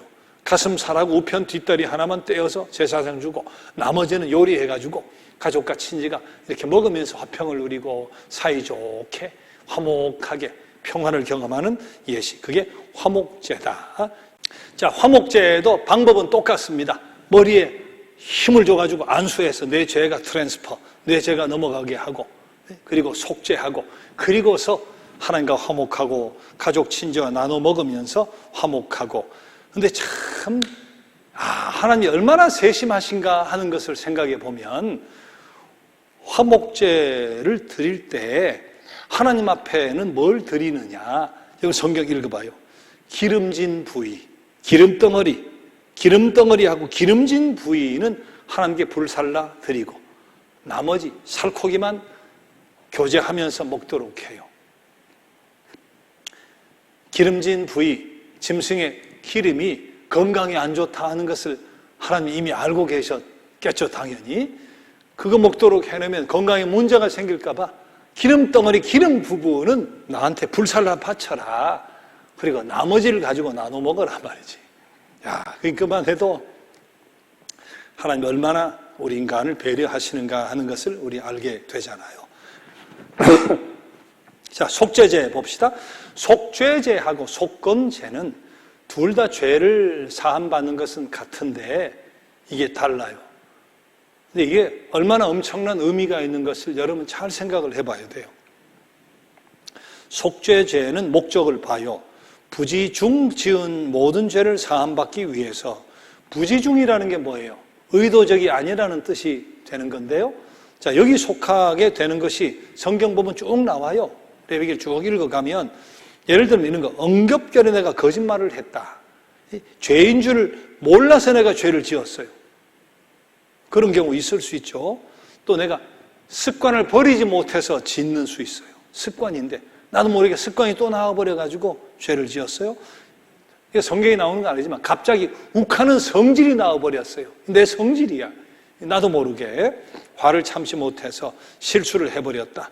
경솔하게 내가 맹세를 해버렸다. 경솔하게. 또 부정한 것에 어떻게 하다가 주검이라든지 사체 곁에 가서 내가 접촉을 했다.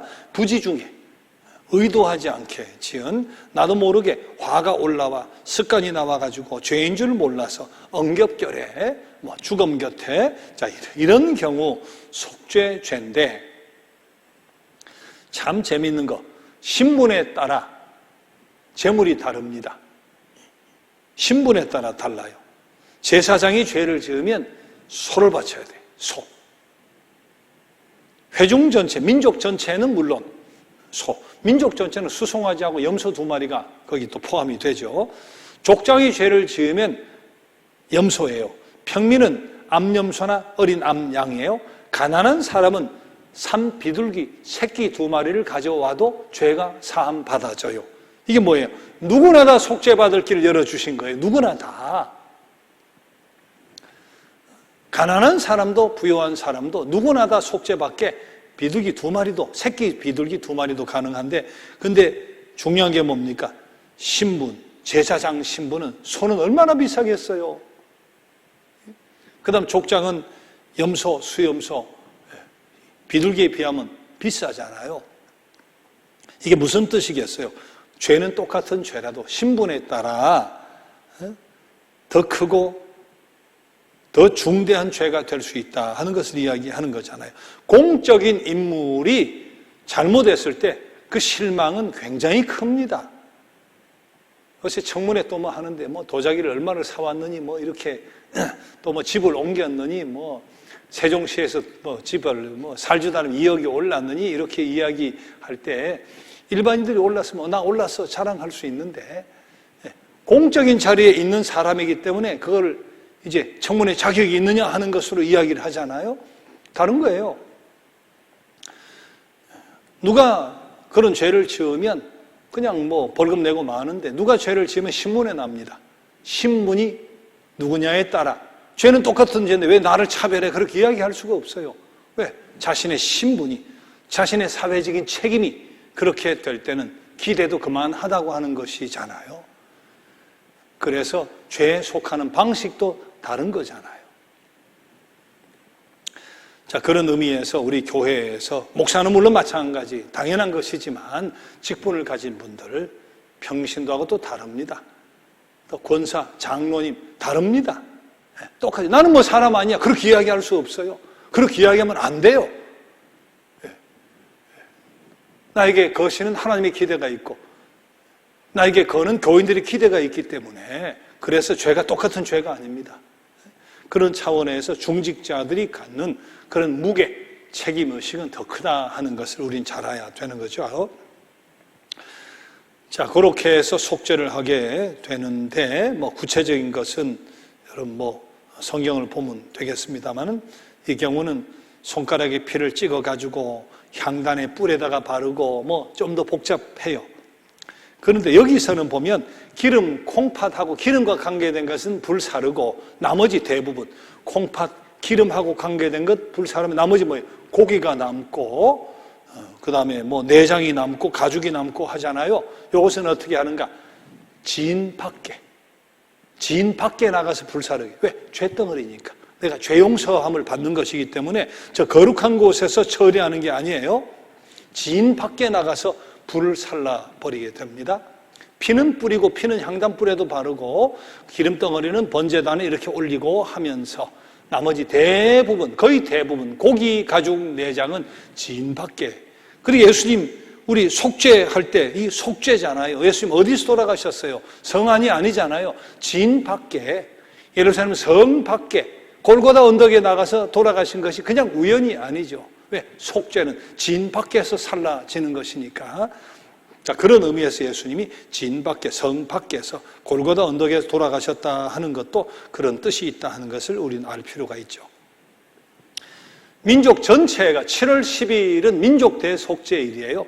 민족적인 죄도 이렇게 용서함을 받도록 날짜를 정해놨는데, 그때는 어떻게 합니까? 자, 소는 물론 그렇게 잡는데 염소 2마리가 또 들어가잖아요. 수염소 2마리, 수염소 2마리. 한 마리는 잡고, 한 마리는 어떻게 합니까? 제비를 뽑아서 한 마리는 똑같은 방법, 피 흘리고 태우고 잡고, 한 마리는 안수를, 민족죄를 안수해가지고 쫓아보내죠.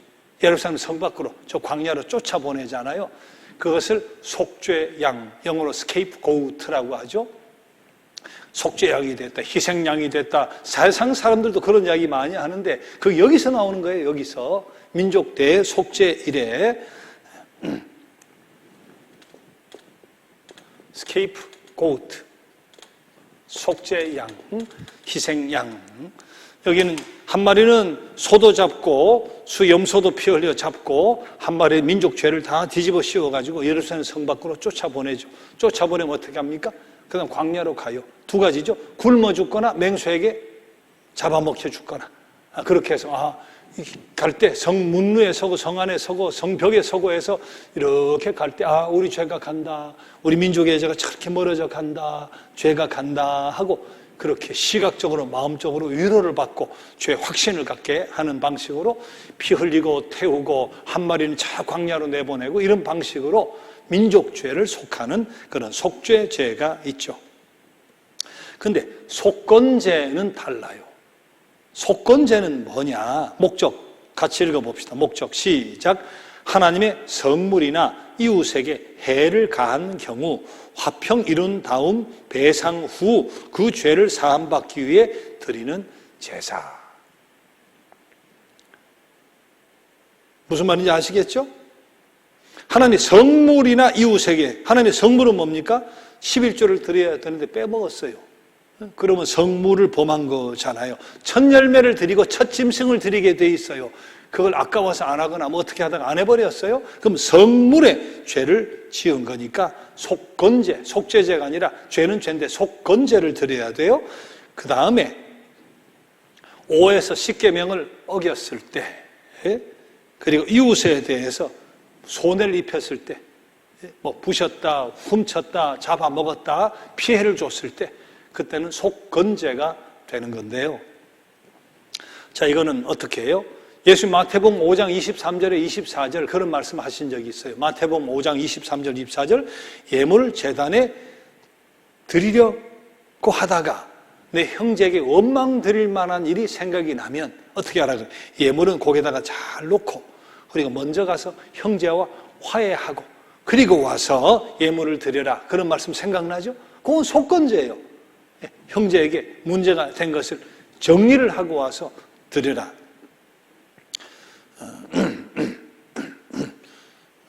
4배로 갚고 5배로 갚고 소냐 양에 따라 갚는 게 있죠. 배상의 원칙이 있잖아요. 잡아먹지 않았을 때는 2배로 갚고 하는 그런 원칙이 있죠. 뭐 하나님 앞에 가가지고 용서해 주세요. 아, 용서받았다 오면 그럼 도둑질한 건 어떻게 해요? 잡아먹은 것은 어떻게 해요? 그게 완전한 죄 문제가 해결이 되나요? 그건 아니잖아요. 그래서 배상의 문제, 관계의 문제 다 정리하고 그리고 하나님께 드려야 죄 용서함을 받는 속건제가 된다. 우리 가끔 제가 말씀드린 적이 있는 밀양 이야기, 밀양 영화. 시내라고 하는 사람이 남편이 세상을 죽고 남편의 고향 마산에 아들 데리고 와서 살다가 웅변학원에 보내는데 웅변학원장이 유괴를 해가지고 돈 내놓으라고 나중에 보면 믿었던 웅변학원장인 거예요. 예수 믿으라고 약국 준 이야기만 이거 무슨 예수요 하고 하다가 그렇게 처절한 경험을 하고 복음이 들어오고 교회에서 은혜를 받고 이제는 그 사람까지 용서할 용기가 막 생겨서 찾아가려고 할 때 사람들이 다 말리지만 그래도 긍휼의 마음으로 찾아가잖아요. 학원장을. 학원 찾아가니까 앞에 앉았는데 얼굴이 이렇게 평안할 수가 없어요. 그래서 깜짝 놀라면서 이야기를 하면서 내가 예수를 믿었는데요 하고 이제 이야기 시작하니까 안에서 웅변장이 학원장이 뭐라고 해요? 아, 나도 여기서 예수를 믿었습니다. 아, 저도 예수 믿고 구원을 받고 죄 용서함을 다 받았습니다 하고 이야기를 하는 거 아니에요. 그때 용서를 했던 시내가 이제 무너지는 거죠. 아니, 내가 용서를 안 했는데 나한테 용서를 빈 적도 없고 말이죠. 근데 하나님 용서를 다 해버렸다 그러니까 용서하러 갔다가 시내가 무너지기 시작을 하는 이제 그런 이야기를 그렸잖아요. 그 사람은 속죄제가 아니라 속건제를 드려야 되는 거예요. 구약의 법에 따르면. 속건제, 죽은 아들을 살려낼 수는 없잖아요. 어떻게 할 수 있어? 속건제 할 수 있는 방법이 뭐가 있어요? 편지를 써야지. 일단은 편지를, 사죄의 편지를 날마다 쓰든지 일주일에 한 번을 쓰든지. 정말 잘못했습니다. 주기를. 내가 정말 예수를 믿고 십자가의 은혜를 알게 되었다면 더더욱 그럴 거 아니에요. 형제하고 화목하고 그리고 예물을 드리라고 했는데 편지를 써야죠. 편지를. 미안한 마음을 어떻게든 표현을 해야 될 거 아니에요. 그리고 하나님 앞에 용서를 받아야 그게 용서가 되는 거지. 자, 그런 의미에서 그건 잘못 생각한 거죠. 속건제를 드려야 되는데 그 원장이 속건제를 안 한 거예요. 그래서 내가 용서받았다는 것은 자기 착각일 가능성이 크죠. 그 자리에 와서도 사과를 안 하잖아요. 정말 미안합니다. 정말 죄송합니다. 죽일 죄를 지었습니다. 용서해 주세요. 그 말도 안 하잖아요. 찾아까지 왔는데 그게 정말 죄의 고백이 되고 죄의 용서가 될 것인가? 우리가 이걸 잘 생각해야 될 필요가 있어요. 그래서 가끔 보면 신문에 미담으로 나오는 이야기 있잖아요. 나는 그 사람은 100% 크리스찬이라고 저는 확신해요. 그리고 아마 이런 설교를 들었을 것이다. 그 주일에. 어떤 이야기들이에요. 그 미담 나오는 것 중에 보면 식당을 찾아가가지고 예전에 내가 밥을 먹었는데 돈을 안 내고 내가 도망을 갔는데 뭐 예상값을 쌓아놓고 갔는데 정말 내가 그 생각이 나서 갚으러 왔습니다. 그때 내가 5그릇 값인데 뭐 5만 원 효세돈을 얼마입니다 하고 그렇게 갚아줬다. 그게 신문에 나는 때가 있어요. 아, 이런 일이 다 있네 하고 우리가 참 귀하게 생각하지만 그게 그냥 한 건 아닐 테고 틀림없이 신자예요. 이야기 들은 거야. 아, 내가 하나님 앞에 그때 용서는 구했지만 이게 속건제네, 속건제. 배상하러 간 거야. 그리고 하나님 앞에 죄 용서함을 받고 마음의 시원함을 얻으려고 그렇게 했을 거예요. 어떤 데는 찾아갔는데 가게가 문을 닫았어요. 뭐 할머니 이름도 모르고 전화번호도 모르고 뭐 어떻게 해요? 하나님 앞에 드리면 되겠죠. 불쌍한 사람 도우면 되겠지 뭐. 그죠? 그게 속건제일 거 아니에요. 그런 방식으로라도 그 책임을 감당하고 하나님의 은혜를 사모하고 죄 용서함을 받으면 그러면 정말 마음의 시원함을 얻게 될 거예요. 그게 속건제다. 여러분 잘 생각할 필요가 있어요. 자, 그것을 잘 생각하고 상처를 너무 줬다. 내가 알면 하나님 용서해 주세요 하고 시원함을 얻었다 하고 그 사람 나를 안 쳐다보고 쌩 지나가도 나는 용서받았어 하고 지나가면 안 되지. 그죠? 상대가 모르면 어쩔 수가 없지만 그리고 내가 알게 되었으면 정말 미안하다고 그때 내가 참 철도 없고 내가 왜 그렇게 말을 했는지 모르겠다고.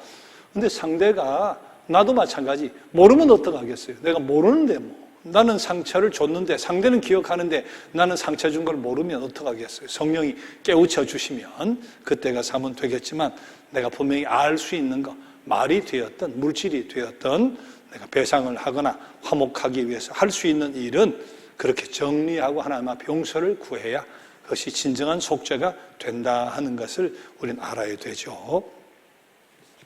자, 다시 교재로 돌아갑시다. 자, 66페이지. 자, 질문을 하나하나 보면서 정리를 하겠습니다. 자, 질문 1번. 속죄는 어떤 점에서 목적 자체인가? 속죄는 우리 뭐든지 목적 자체일 수 없죠. 목적 자체는 뭡니까? 약속, 의무, 예언. 그 계약이 목적 자체예요. 속죄 제도도 이것을 통해서 시원함을 얻고 복의 근원이 될 수 있는 용기를 갖고 남의 손을 잡아줄 수 있는 그런 마음의 여유를 갖도록 하기 위한 계약, 약속, 의무, 예언을 이루기 위한 방편으로서 속죄죠. 그래서 2번, 목적을 위한 방편 맞죠? 자, 그런데 목적 자체가 될 수 있다. 그건 왜? 일단은 내 짐을 벗겨주니까. 그런 의미에서 목적 자체가 될 수는 있죠.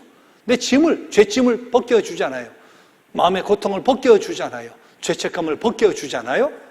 그래서 속죄를 하고 나면 마음이 시원해졌으니까 목적을 이루었으니까 그런 의미에서 내 짐을 벗겨주니까 목적 자체라 할 수 있죠. 하지만 궁극적으로는 복의 근원이 되어 땅의 모든 족속이 복을 받도록 하기 위한 계약을 이루기 위한 방편으로서 이해를 해야 되는 거죠. 자, 세 번째, 마음의 평화는 책임 수행의 발판이 된다. 이게 무엇을 뜻하는가? 자, 이것을 이렇게 쉽게 표현하면 되죠. 마음이 평화로워야 책임적으로 일할 수 있다. 그렇게 바꾸면 되죠. 마음이 평안해야, 마음이 평화로워야 책임적으로 일할 수 있다. 그렇죠. 그렇습니다. 우리가 매월 마지막 주는 참회의 기도를 드려요. 제가 오래전에는 매주 참회의 기도를 한 적도 있어요. 장로님 기도가 없는 거예요. 매주 참회의 기도. 때로는 참회의 기도도 하고 장로님 기도도 하고. 그런데 참회 자체, 죄 용서 자체는 은혜고 능력이고 절대로 싸구려 은혜가 아니죠. 십자가의 보혈의 권능으로 주시는 용서인데 근데 이게 매주 하다 보니까 매주 하는 교회들이 있죠. 간혹 있습니다. 매주 하다 보니까 이게 사람들이 식상해. 무관심해지고 뭐 정말 죄 용서 받았나? 매주 해버리면 정말 값진 것인데 싸구려 값진 것인데 값지게 여겨지지 않는 그런 문제가 있더라. 저는 목회에서 그런 생각을 해요. 자, 그러나 또 우리가 정말 우리 죄를 고백하고 물론 교회 오면 죄를 고백하지만 그렇게 못하고 예배드리는 사람도 있고 진실로 또 죄의 용서의 선언을 받아야 될 필요가 있잖아요. 그래서 저는 매월 한 번 마지막 주에 우리가 제가 참회 기도를 드리고 각자 참회를 하고 죄 용서의 선언을 하게 되죠. 싸구려 은혜가 되지 않기를 바라면서 그렇게 마음의 평화를 얻고 책임적인 삶을 살아갈 수 있으면 좋겠어요. 자, 네 번째, 회막에서 속죄의 희생 제물을 드리라는 명령은 무엇을 뜻하는가? 속죄를 하는데 꼭 회막에 가져와야 된다. 그렇게 이야기하신 거예요. 회막이란 말, 성경에 보면 똑같은 말에 다른 반복적인 표현이 많죠. 장막절, 초막절, 수장절 같은 말입니다. 오순절, 칠칠절, 맥추절 같은 절기입니다. 마찬가지잖아요. 회막, 다른 말로 뭐예요? 회막. 성막, 다른 말로 뭐예요? 장막. 다른 말로 뭐예요? 또 여호와의 성막 이런 거 있어요. 여호와의 성막, 여호와의 장막 이런 것도 있고, 회막이 증거막이란 말도 있죠. 증거막. 성경에 보면 증거막이라는 말도 나와요. 다 똑같은 걸 이야기하는 거예요. 자, 또 하나 범막이라는 것도 있네. 성경에 범막이라는 말 나옵니다. 범막. 예. 이게 다 똑같은 이야기인데 결국은 무엇인가? 여기 와서 속죄를 받아야 된다. 속건을 받아야 된다. 저기 안 오게 하면 어떻게 하면 돼요? 내 집 마당에서 하는 거예요. 집 마당에서. 마당에서 안수 막 하고 피를 딱 철철철철 하고 불 피우고 뭐 사르고 이렇게 하면 되는데 그렇게 하면 편하잖아요. 속죄 받으려고 저 끌고 말 예루살렘 성전까지 가려고 하면 어떤 사람 일주일 걸려요. 어떤 사람 보름 걸려요. 돌아가는데 왕복 한 달이 넘게 걸려요. 돌아가다가 죄 짓는 수가 있어요. 주막에 머물다가 싸워가지고 말이지. 그러면 또 죄가 하늘에 쌓일 때까지 있다가 막 두려워 떨다가 또 끌고 와야 되는데 너무 힘들잖아요. 죄 용서 받기가. 재물의 문제가 아니라 오고 가는 것이 집안이 마비예요. 마비. 그럼에도 불구하고 죄 용서 받으려면 회막에 끌고 와야 된다. 왜 그렇게 명령하셨을까? 하나님 우리를 얼마나 배려해 주세요. 기름도 먹지 말라고 다 태우라고 말이지. 그렇게 배려하고 세심하게 배려해 주시는데 왜 그러셨을까? 아까 제가 이야기 드렸던 참회의 기도하고 마찬가지로 생각해 보면 어떨까? 성경에 그런 말은 없지만 틀림없을 거예요. 내가 혼자 하면 어떻게 돼? 처음에는 가족들은 다 모여라. 안수 같이 하자. 그래, 죄 용서 받는다. 막 거룩하게 정결하게 하다가 2번, 3번, 4번 하면 이게 달라집니다. 마음이 달라져요. 자세가 달라져요. 예배 생각해봐요. 예배. 여러분 예배를 가정에서 한 달 이상, 2달 이상 가정에 드린 분 계세요? 생각해보세요. 생각. 여러분 교회에서 와서 예배 드릴 때 첫 주는 교회를 못 간다. 이런 일이 세상에 6.25 때도 예배를 드렸는데 하고는 탁 정장 입고 탁 앉아가지고 말이지 찬송 크게 부르면서 헌금 시간에 헌금도 이렇게 따로 해놓고 말이죠. 일어설 때 일어서고 2주차, 3주차, 2달째, 3달째 똑같은 마음으로 똑같은 자세로 되던가요? 그럼 그렇게 돼요? 안 돼요. 안 됩니다. 6개월, 1년 그게 돼요? 안 됩니다. 찬송 막 부르다가 이제 듣다가 이제 보다가 힘들면 꺼놨다가 누웠다가 전화 오면 전화 잘 있었어 알았어 하다가 예배 교회에서도 안 하는 짓을 한다니까. 교회 안 하는 행동을 해요. 불 한번 켰다가 빨리 한번 돌렸다가 와가지고 또 하다가 말이지 배고프면 먹으면서도 하고 나중에는 힘들면 소파에 턱 깨고 이제 볼 거예요. 턱 깨고 예배라고 말이지. 그것도 귀찮고 설교만 닦다가 설교만 들어. 그것도 길 걸어 다니면 귀 꽂고 평소는 바쁘다고 말이지. 차 타고 다니면 듣고. 그 예배 아니에요. 그렇게 되게 돼 있어요. 인간은 그렇게 되게 돼 있어요. 그래 속죄를 자기 집에서 네가 알아서 요 절차대로 하라 하면 무너지게 돼 있어요. 무너지게 돼 있어요. 그걸 하나님이 아시니까 그렇게 번거롭고 힘들어도 여기 와서 제사 지내야 된다. 여기 와서 예배 드려야 된다 하는 거예요. 어쩔 수 없이 코로나로 문 닫을 때는 그럴 수밖에 없지만 그래서 여러분 이거 틀면 TV로 스마트폰 나와도 귀찮으면 집에서 볼까 그러면 안 돼요. 나와서 성전에 나와서 예배를 드려야 되는 거예요. 피치 못할 때를 제외하고는. 그걸 아시기 때문에 끌고 와가지고 아무 데서나 하지 말고 성소에 와가지고 제사 드리고 용서받고 가라. 그렇게 말씀하셨다는 것을 우리가 분명히 알아야 된다 하는 거죠. 자, 5번째. 다음의 말은 무엇을 뜻하는가? 육체의 생명은 피에 있다. 레위기 17장 피가 죄를 속하리라 하는 이야기. 이건 뭐예요? 생명의 주인은 하나님이다 하는 겁니다. 피 먹지 말라 하는 건 뭐예요? 피를 생명으로 바꾸거든요. 피가 쭉 흐르니까 사람이 죽는 거예요. 하얗게 되더니 피가 생명이구나. 생명의 주인은 하나님이지. 그럼 생명은 건드리면 안 되잖아. 그래서 피는 먹지 않은 거죠. 생명은 하나님께 맡기고 생명의 주인은 하나님이고 생명은 하나님이 처리하셔야 되는 거기 때문에 사람이 마음대로 할 일이 아니다. 그런 의미에서 육체의 생명은 피에 있다. 그렇게 이야기하는 거죠. 여섯 번째, 자, 피의 제사를 드릴 때 하나님께 생명 자체를 바친다고 상징적으로 말을 했어요. 이스라엘 백성이. 참인가 거짓인가? 참이죠. 왜? 피가 이렇게 흐를 때 생명이 흐른다. 내 피를 흘려서 속해야 되지만 내가 죽으니까 짐승의 피가 막 흐를 때 내 생명이 흐른단 말이죠. 그렇게 해서 생명이 바쳐졌단 말이지. 그리고 용서함을 받게 되는 그런 상징의 의미를 저들은 그렇게 생각을 하고 죄를 속함을 받은 거죠. 이스라엘 백성이 자신이 피를 하나님께 바쳤는가? 제사장들이 그 일을 담당했는가? 자신이 하지 않고 제사장이 담당을 했어요. 제사장이 자기가 마음대로 해가지고 막 뿌리고 그렇게 하지 못하게 제사장이 담당을 하게 한 거예요. 심리적인 의미도 있죠. 심리적인 의미도 있습니다. 자, 그런 의미에서 여러분 교회당에 와야 돼요. 예배는 구약의 제사가 우리 신약의 예배 아니에요.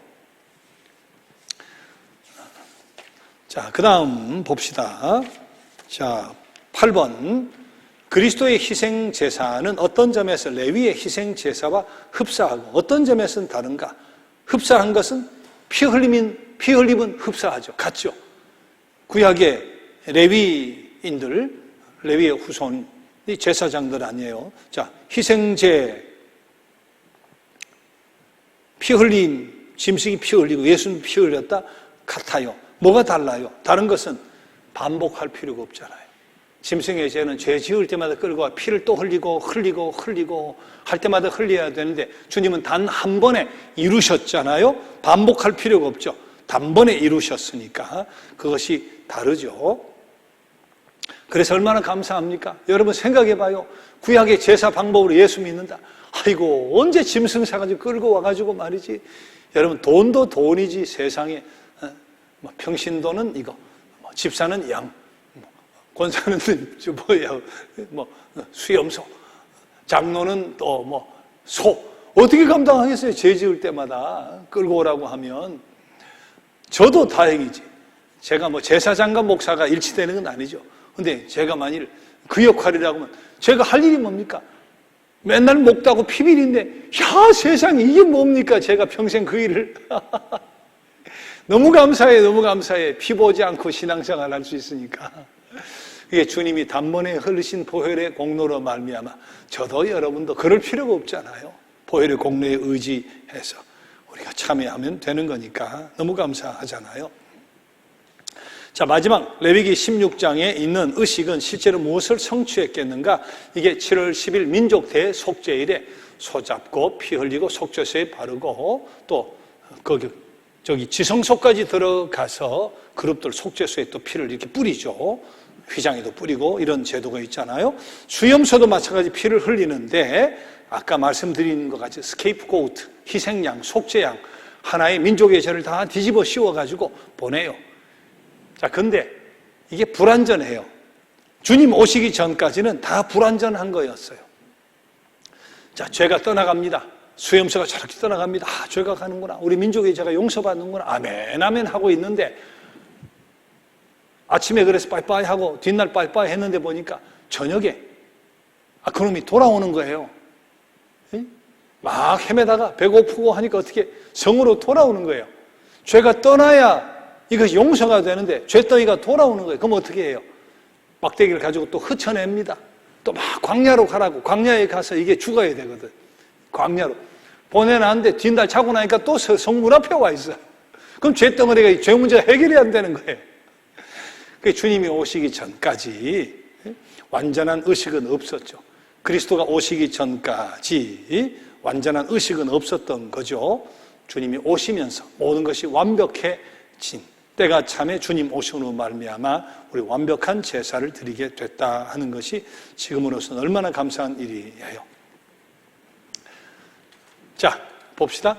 아까 이미 말씀드렸지만 하나님 보증의 요소로 초자연적인 개입 율법과 법률을 제정하시고 나시린 그리고 옷단술로 시각교육도 시켜주시고 지도자도 세우고 성막도 있고 6월절 비롯한 기념절기가 있고 그것을 통해 끝까지 길을 가도록 간섭하시고 개입하시고 이끌어 주시는데 한 가지 결정적인 문제가 남았습니다. 죄 문제가 해결되지 않고서는 손을 내밀어 남을 이끌어 복의 근원이 되는 그런 여력이 없어요.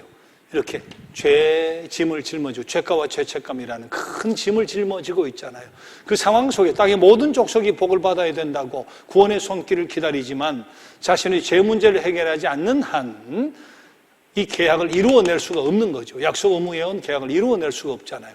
그것을 아시는 우리 하나님께서 허락해 주신 제도가 바로 속죄 제도, 속건 제도, 제사 제도다.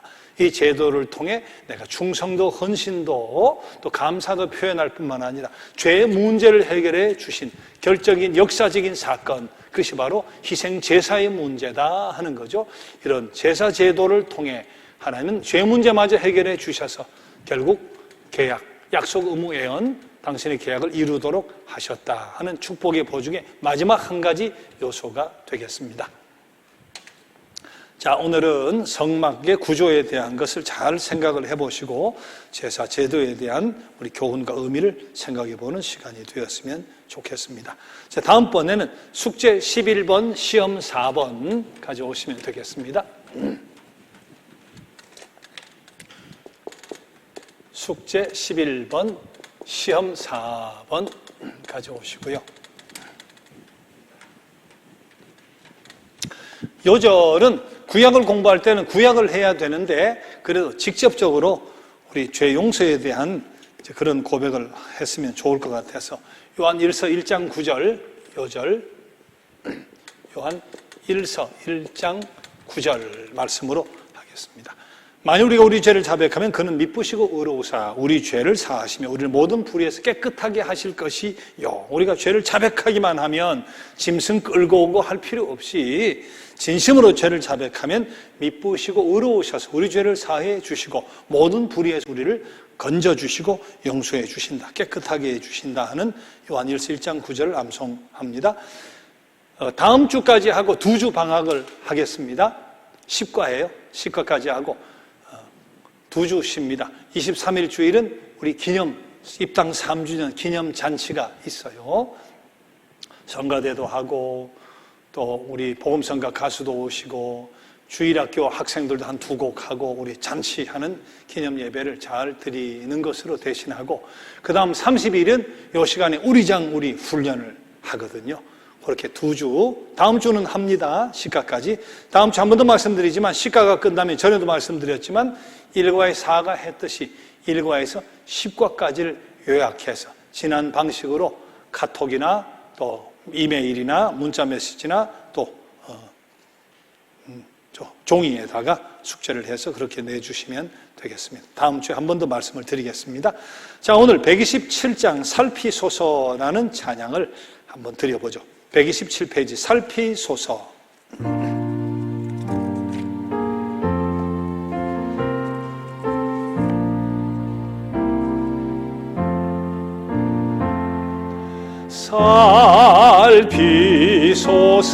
살피소서 오늘 내 마음을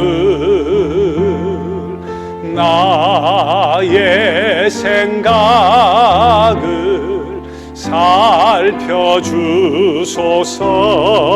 살펴주소서 내게 악한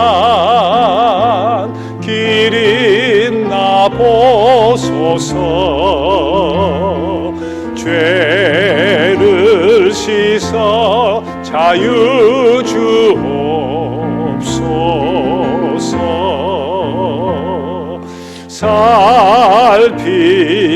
살피소서 내 모든 생각을 당신의 사랑 내게 채우사 내 모든 뜻 내 모든 행함을 주님 맡아 주관하옵소서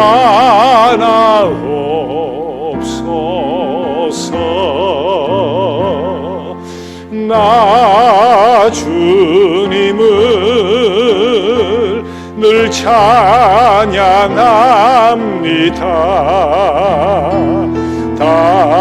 당신의 말씀 내게 채우사 날 정결케 하여 주옵소서. 당신의 그 형상 만드소서.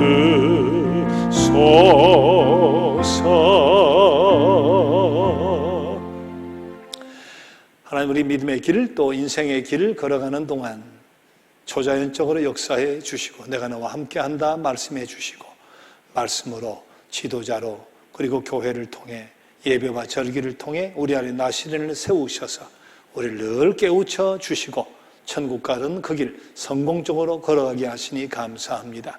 그러나 그 가운데 가장 중요한 죄의 문제, 이 문제마저도 구약의 방식으로가 아니라 그리스도 예수님 오심으로 말미암아 주님의 속죄의 보혈의 피의 공로로 반복할 필요 없는 완벽한 점과 흠과 티도 없는 그런 주님의 희생 제물 되심으로 말미암아 우리에게 용서함을 받고 언제든지 어느 때든지 그리스도의 보혈의 피에 의지해서 하나님께 나아갈 수 있게 해주셨으니 감사합니다. 그 은혜 감사하며 깡그리 태워버리는 번제의 삶을 늘 살아가는 우리 되게 하여 주옵소서. 하나님과 이웃과 화목하고 깊이 있는 사귐 또한 화목 제물 또한 잘 되어지는 삶이 되게 하여 주옵소서. 주님 닮은 삶을 성공적으로 살아가는 거룩한 물이 되게 해주시고 그리고 결국은 복의 근원이 되어 땅의 온 족속이 우리로 말미암아 복을 받게 하는 하나님의 계약을 이루어내는 건실한 주의 백성 되게 하여 주옵소서. 예수님의 이름으로 기도드립니다. 아멘. 자, 다음 주 시가 때 만나겠습니다. 안녕히 계세요.